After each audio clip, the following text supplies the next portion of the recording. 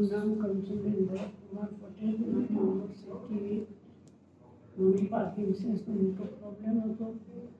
મને અહીંયા આવવાથી મૈત્રીના હાથે છે અને સ્ટુડન્ટોને સારા સપોર્ટથી સારું થઈ ગયું. અત્યારે એટલી ચાલી શકું છું, એક્સરસાઇઝ કરી શકું છું. અમારા વાઈફ છે કંચનબેન, મારું નામ ભરતભાઈ.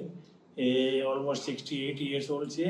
2018માં એ પડી ગયા હતા, એટલે એમને મગજ ઉપર ખાસી અસર થઈ હતી અને કાનમાંથી એ લોહી નીકળ્યું હતું. પણ ઝાયડસમાં દાખલ કર્યા પછી સારું થઈ ગયું.